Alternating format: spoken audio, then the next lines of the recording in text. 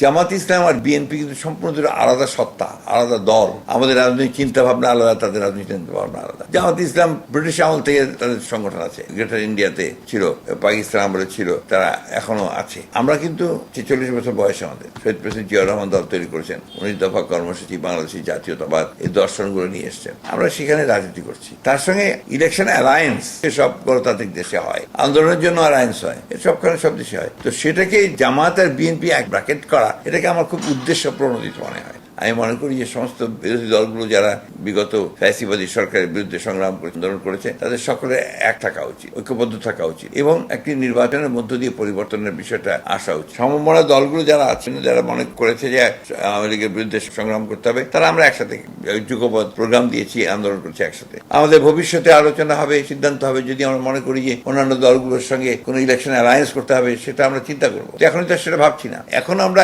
বর্তমান যে সরকারকে, তাকে আমরা সহযোগিতা করতে চাই। তারা এই সংস্কারগুলো দ্রুত করে একটা সুষ্ঠু অবাধ নির্বাচনের দিকে যাবেন, সেটাই আমরা চাই। সুতরাং যে কোনো দলের, যে কোনো ব্যক্তির সংগঠন করবার অধিকার আছে, রাজনীতি করার অধিকার আছে। তারা আসবেন, এসে রাজনীতি করবেন, জনগণের সামনে যাবেন। জনগণ যদি তাদেরকে মনে করে যে হ্যাঁ তারা যোগ্য, তারা ভোট দেবেন, তারা নির্বাচিত হবেন। জোর করে কাউকে চাপিয়ে দেওয়া, পুরনো নতুন বলে তো উপায় নেই।